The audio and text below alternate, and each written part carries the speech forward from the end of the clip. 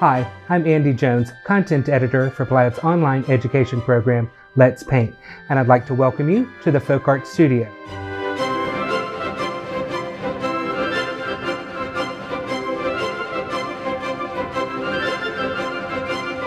Today, we're going to be painting this beautiful hydrangea painting, which we have ironed onto a shirt just for this occasion. And if you need to pause the video, you can, because, so you could see we do have our supply list and our design there for you. So while I'm getting comfortable here at the easel, I want to let you know that Dylan Estes is joining me here in our Folk Art Studio. So welcome, Dylan. We're glad to have you here. Hey guys, we are going to throw a few questions at Andy. So if you are not familiar with Andy's favorite paint, it is Folk Art, and the Folk Art brand has been around for just about 40 years now. So we thought 40 would be a good number of questions to ask Andy as he is painting this wonderful hydrangea painting. I have to tell you, that makes me feel older than dirt, as I started painting with the first acrylics that Plaid made, which preceded the Folk Art line of paint. So they had a great line of paint called Artist Polymers, and I loved those paints. And then when they came out with the original formula of Folk Art, I started using that, and I've never stopped using that since. And I can't believe you've got 40 questions to ask me. 40 questions. Now, these are going to span all kinds of different things, and Andy has not read these questions ahead of time. So I'm putting out a number of different blue colors out on my palette, and you can use whatever blue paints you have on hand. All right, so Dylan, let's not keep the torture going much longer. Yes. Well, let's start with an easy one. Oils or acrylics? Both. Okay. So while Dylan's gonna be questioning me, I'm going to be painting here. So I'm going to start with some titanium white on a large 1-inch flat brush. And I'm going to work some white and blue into the background very, very casually. This does not have to be a hard thing to do. Painting should be a fun, relaxing way to enjoy your day. So, all right, Dylan, go ahead. That first question was, I'm sure, deceptively easy. So easel or table? Actually, again, it's both. I work at an easel, but when it's uncomfortable to work at the easel, I'll take the canvas and hold it in my hands and keep painting that way. So don't feel like you have to work exclusively one way or the other.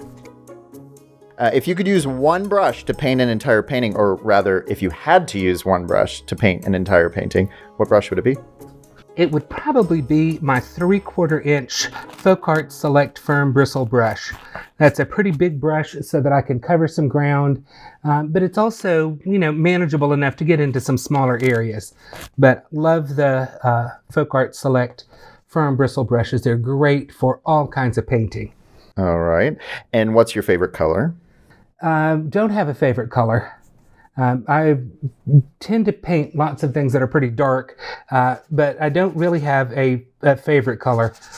Probably, I guess if I was forced to, like some sort of dead celery green color. All right, let's have another question. Where did you grow up? Taking a pivot here. I grew up, my early days were I was here in Atlanta, and then our family moved to the Florida Panhandle and grew up in Tallahassee, Florida.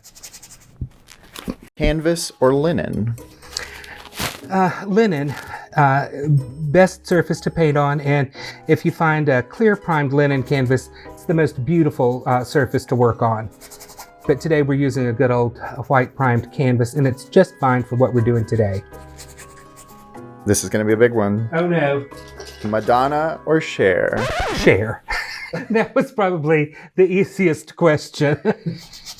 All right. Moving on. Cats or dog? Dogs. What is the best thing about your dog, Clarice? She is the sweetest, laziest dog ever, and I don't know what I would do without her. For the people who don't know Clarice, she is a rescued Saint Bernard. So when you said dogs, it's not only dogs, it's big dogs. Always loved a big dog. So that's the best thing about Clarice, but what is the worst The worst thing about her is the shedding. Oh my God, that dog sheds 24/7, 365. There is no stopping the dog hair.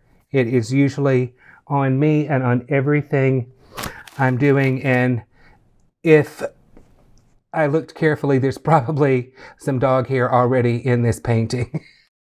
What is your favorite part about volunteering with Clarice? I know that's a big part of your life. We do a lot of therapy work, and I think it's usually seeing people smile. People either love big dogs or they're afraid of big dogs, but after they've been around Clarice for a little while, there's usually some big smile that happens, and I love seeing that. Water or iced tea? Sweet tea. Sweet tea, to be specific. Well, we are trying to answer these questions as they come. So definitely sweet tea. Yes, I'm Southern. Okay. What made you want to paint? I don't know. I grew up in a household where my mom was very, very creative, and there was always some sort of craft project going on in the house. And so when the opportunity came to do some painting, I was like, okay, let's go ahead and take a stab at this, because we had been exposed, my brother and I had been exposed to just about any kind of arts and crafts that were around in the 70s and 80s. So if it was something to be done, we did it, and painting was just the next thing in line. So this question is a special one. It came from your cohort, Chris. Okay. What time of day is your favorite time to paint? Morning, afternoon, or evening? If you have a preference. Well, it's usually, I'm definitely not a morning person, so nothing happens in the morning. We avoid that at all costs. And so late afternoon, evening, into night is when I really paint. So I'm moving down to the vase, and I'm just brushing a little bit of the folk art blending gel onto the vase area so that I have a little extra time to work with the vase, because I don't want to do too much work here. If I can get away with it, I want to do as little work as possible. So this blending gel will give me time to mess around and not have to worry too much about it drying.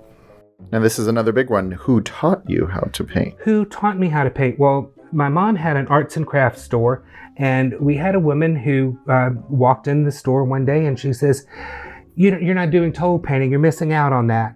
And so I was thinking, like, okay, what's this toe painting this woman's talking about? And so she explained what toe and decorative painting was, and that we should do this stuff. So she taught a little series of 6 weeks of classes, and I took those classes, and we were learning the Priscilla Hauser method of painting. So I was introduced to painting and Priscilla Hauser at the same time, and then went on to study with Priscilla and got most of my initial art training from Priscilla. So I guess she's really the one who taught me the most about painting. And we're just giving this little vase here a quick little outline. And I just mixed together some Prussian blue, some lime green, and a little bit of medium yellow to get this kind of shade of green we've got going on here. Now, what is your favorite subject matter to paint? I am what I call a produce painter. So I paint fruits and flowers. That's really what I do. I also do some landscapes, but my wheelhouse are basically floral paintings. Now, on top of that, what is your least favorite subject matter to paint?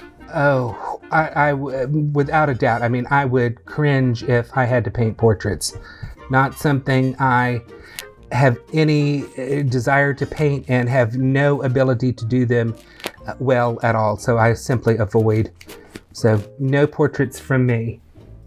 Would you rather create a painting in one sitting or relax with it over the course of a week? Somewhere in between, a couple of days, and then I'm ready to be done with it. If I can get most of it done and sitting, then it's fine to come back and refine it like the next day or two, but I don't want to keep messing with the painting. You lose any kind of spontaneity you had, and it just becomes a tired painting that needs to probably be chucked because you've messed with it and it's not fresh anymore. What is the hardest piece you've ever painted?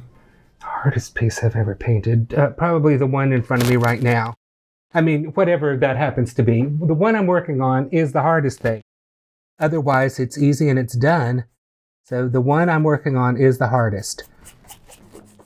Now, how did you get involved with Plaid? I got involved with Plaid actually through my association with Priscilla Hauser. She and Betty Bird worked with the chemists here at Plaid to really develop the line of folk art paints. And so Priscilla taught her first lesson in acrylics through her magazine workbook, which she used to publish quarterly. And I remember I was a subscriber to it. This is back in the days of print magazines, probably 30 some years ago. And, went to the mailbox and the magazine workbook was there. And I was very excited to see what new lessons we were going to get to paint, and opened it up. And I'm like, okay, well, this is kind of interesting. And it was her first lesson on painting in acrylics that she had done in the magazine workbook. And it was, she had worked with a decorator from the Connecticut area. His name was Robert Berger, and he did painted on beautiful antiques. And so she worked with him, and he didn't want to teach, but would let her mimic his style because he worked exclusively in acrylics. And so that's the style and technique that I first learned in acrylics. Now, you've been with Plaid for a number of years. What was your favorite product that you've helped develop? Oh, that I've helped develop? Oh, I don't know. Probably either Glitterific or Treasure Gold. Those are two that were a lot of fun to work with. And I know that people love some Glitterific. All right, so I'm going to add a little bit of yellow here to this greeny base. And I don't want too much paint on my brush, so we'll just scrub a little bit of this on here, giving a little bit of a chartreuse look. Now, what is a color that you love in the folk art line? Oh, love Prussian blue is one of my favorite colors. I also love the color asphaltum, and I'm just rubbing out a little bit of a highlight here.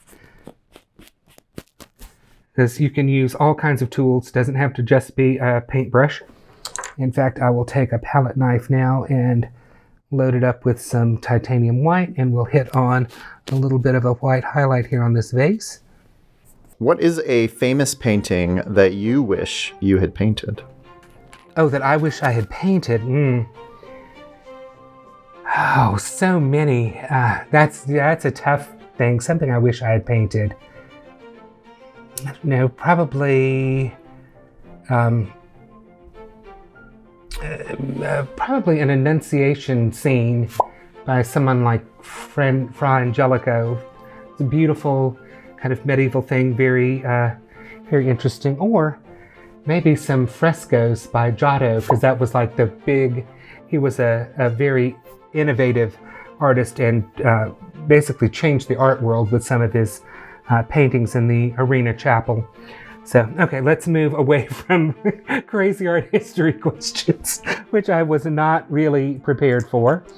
So, score one for Dylan there. Well, this might be a second part to that. Okay. What was the first painting that you remember taking your breath away? First painting really taking my breath away. I think stop you in your tracks and really make you stand back. Probably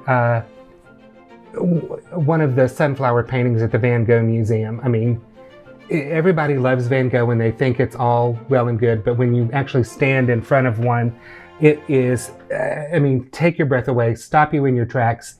You have to stand there and look at it and just absorb everything you can about it. I'm going to take some of this light blue, which is Ocean Cruise, and we're going to just scrub some of this onto our hydrangea shapes. So to build on that last question even more, to keep in the art history realm. To never turn loose of that subject. What is your favorite museum that you've visited? Favorite museum that I've visited?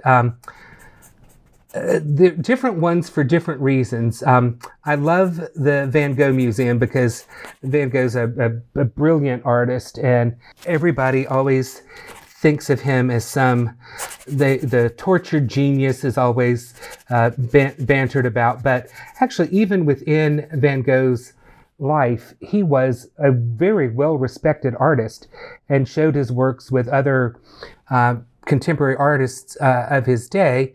And so not the tortured genius that people think, but actually just a very, very good artist who literally did not start painting until probably the last 10 years of his life. And the works that everyone is most familiar with and were painted after he left the asylum. And, probably his best known works all painted within a 4 or 5 year span. And he was incredibly prolific doing that stuff. So love to see the Van Gogh Museum. For great artwork, you cannot beat the Louvre. But you've got to have stamina and days to do that. Also, there's a museum in New York called the Cloisters up at the northern end of Manhattan, and they've got a beautiful collection of medieval art in a fabulous setting. So that's a great place to go. But any museum's going to have some great stuff to see. You just have to explore and talk to folks about what's in their museums, because there are local museums all over the place that have great art to see. And get out and go see a museum. Now, on the topic of being a produce painter, this question might be somewhat obvious, but what would you consider to be your muse? Probably just the endless variety that flowers come in. There's not a color that flowers aren't available in, except for like a true black. But they've, done some cultivation, and so they've got some flowers that almost look black, but flowers come in all different shapes, sizes, colors. They're found year-round. They're amazing things. What would you consider to be your favorite artistic movement? Favorite artistic movement? That's tough. Probably abstract expressionism. That time period in the just after World War II, incredibly energetic art movement, lots of changes and upheavals and new materials and techniques. And I mean, it had something for everyone. You had your superstar artist, you had your bad boy artist, your art darlings, and, just all kinds of stuff happened then. One of probably the most dramatic art movements in all of art history. Great fun stuff there. What exactly is toll painting? Toll painting is the painting or decoration of tinware or metalware. Toll is a French word that means tin, so it's basically painting on tinware or metalware, and I think it's more accurately described these days as a kind of a step-by-step method for instructing someone how to paint on virtually any surface, and it would be a decoration beyond the function of an object. So it's not just painting a chest blue, but painting a design on a chest so that it has a function and decoration separate from just being a chest. Is that complicated enough for a fairly simple thing?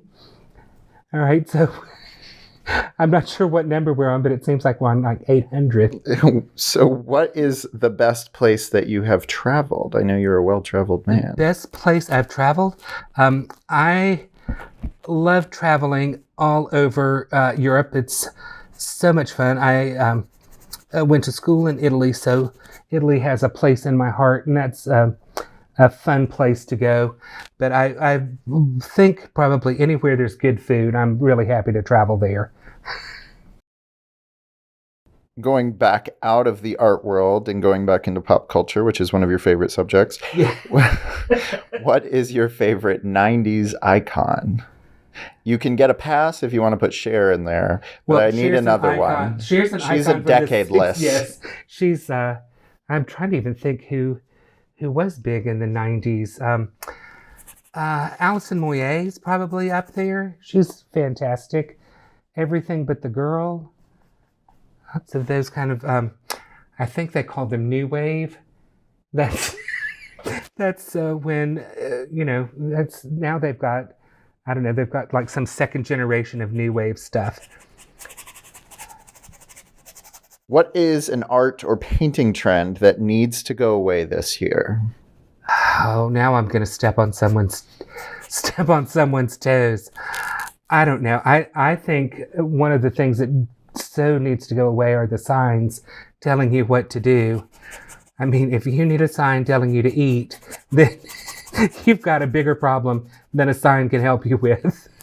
You need to do something else besides listen to signs. But yeah, let's stop painting signs with instructions on how to live your life. That would make me very happy. In college, what was your favorite subject? Art history. When assembling a piece of furniture, go to it or read the instructions first? To be honest, glance at the instructions first, go to it, and when the wheels come off, go back and really read those instructions at that time, but never beforehand. I have very good memories of a friend of mine and we are putting together an IKEA daybed with storage drawers underneath. So we're laying everything out, and he's looking at this thing and screaming at me that we don't have the right pieces. And it turns out that we did have the right pieces. We just had them turned upside down when we were looking at them. So We've all done that. Yes, I mean, IKEA is great for the people who can't read because there are no words. All right, what's next, Dylan? Warm tones or cool tones? Both. I mean, you got to have some of everything. But in a painting, something has to be the dominant force. So you've got to make that decision as an artist. When it comes to color mixing, would you rather use a brush or a palette knife? If I need to make a big pile of paint that I'm going to use throughout a painting, I'll start with a palette knife. If it's something small or I need a lot of variety, I will definitely stick with a brush. There's pros and cons to all of that. When it comes to frames, would you prefer a custom frame or one off the rack? Always custom.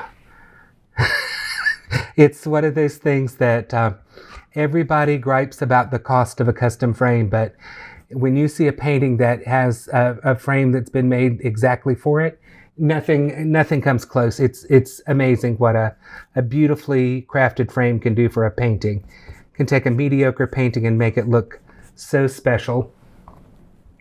So we're in the studio surrounded by some of your paintings. Which on the wall behind you is your favorite? Probably the little painting of those little purple flowers in that dark glass vase. Love that. What do you love most about your series, Lunch and Learn? The getting to know the people who are really wanting to learn some good artistic principles. We try to sneak a little education in with our fun there, but it's really about, always making sure that the lessons are based on sound art principles so that they are getting, as we like to laugh and call it, the best art education money can't buy, because Plaid always makes their education available free of charge to people.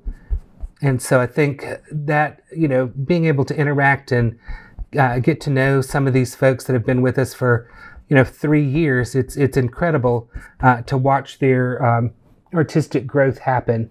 And you can see in the paintings that they did when they first started versus what they've done recently. It's amazing to see how well these people are learning and growing in their artistic journey.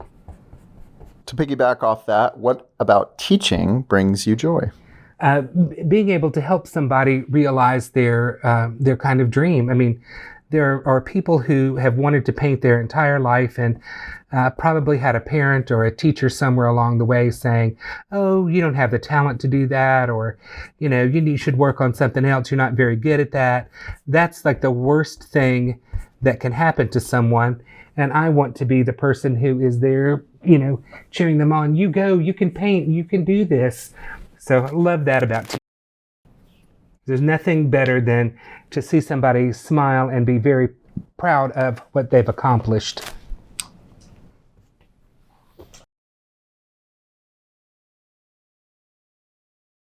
So I'm just layering some colors from darker blue to lighter blue, some white in here, creating not necessarily individual flower petals, because that's not very interesting. So I wanted this to kind of have a nice fresh feel to it. So I'm just making brush marks to indicate petals, and we're letting some fall outside of our kind of cluster of flowers and some fall inside, but want to make this a very relaxed thing. I have a very good friend and mentor who has an expression, and the first time I heard it, I thought, okay, I don't know what she's really talking about. And then now I know it's directed at a person just like me. And she says, paint the dog, don't paint the fleas. So we're trying to, paint the suggestion of these flowers without getting bogged down into each individual petal, because, everybody knows that a flower is made up of petals. You don't have to hit people over the head with every single petal to make them understand what's going on in a painting. All right, so Dylan, you were asking me about brush mixing or mixing with a palette knife. I'm going to add some more green flowers in here, and I'm brush mixing with my lime green, my medium yellow, and some titanium white. And I'm going to add a little blending gel just to make this a little softer, and we're going to come in here and add some green petals. If I wanted this to be a brighter, bolder green, can shift colors on the fly simply by adding some more lime green to this and get some really dramatic, bold colors. I don't want it everywhere, but here and there we can increase that a little bit. Now you could see I was playing with my pencil and adding in some of these just lines around here, just to suggest a little bit of, give it a little bit of artistic flair. And so I've put in some lines just with a soft drawing pencil, and I'm going to come back with a little bit of blending gel and whatever was lingering in my paintbrush from the background, and just kind of scrub and soften some of those lines in. And you can see where we're just creating some gray in the background, and we'll leave some of the lines bold and we'll make some of them soft. That creates visual interest and variety, which is something you need in your painting so that the viewer, again, has something to look at. And I'll bring a little bit of this color right onto the vase. It's not going to take much, but a little sweep of color right there can just really soften that edge and make that a little bit more mysterious, which is always a good and fun thing to have in your painting. And sometimes you can leave things alone, and then other times you're much like me, and no matter what you try and do, you have to keep playing with and messing with what you're doing. All right, so I'm going to now use a liner brush, and I'm going to thin down some Prussian blue because I want to add some dark to this painting. This is all very, very light, and we need to come in here and have some super dark areas of color within this painting. So the liner brush held as far back on the handle as you can, and we will just throw in a few little dark bits. And it doesn't have to be anything terribly specific, just adding some in here and there.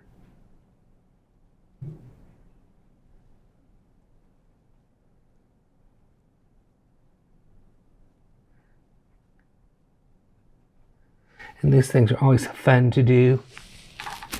We want to make sure to have our paint thin enough to come off of our liner brush. And where we've got some super, super dark areas that go deep into our arrangement, we're going to let those happen. And some of this is just what you think your painting needs. You can just kind of go by eye, and obviously I am not following any specific direction to this, but I think all of that's quite a bit of fun to have in your painting. And you do need to have some of these dark, bold areas, because if the painting is just all very light and pastel, it's going to be pretty boring for somebody to look at for any amount of time. And we can take our light color again. We can soften some of this around if I wanted to really lose all of that. We can come back, pick up a little bit of white, and scrub back over that, and all of that you did can disappear, or you can leave it and kind of smudge it. Any way you want to do that, it's kind of fun to have these little areas in there. Once they get set up a little bit, can stroke back over that, just kind of set them back in there. But one thing that we do absolutely need to put into this painting is kind of a little bit of a rogue color, or something to really catch your eye. So I'm going to add a complementary color dab right there, and then maybe put in the suggestion of a flower center kind of here and there. I don't want this to be too well defined, and I'm going to make that one a little bit bigger just because I can. And I'm going to lighten some of this orange with a little bit of yellow. Again, brush mixing, easy to do with the Folk Art matte acrylic colors. And I'm going to take some of this lighter orange color and just dab a little bit of that on. And kind of this rogue color really does kind of bring your eye right into the painting. And you don't need much more than that. So I think you had one final question for me, and I'm a little scared to find out what it is. Yes. So what was your very first painting?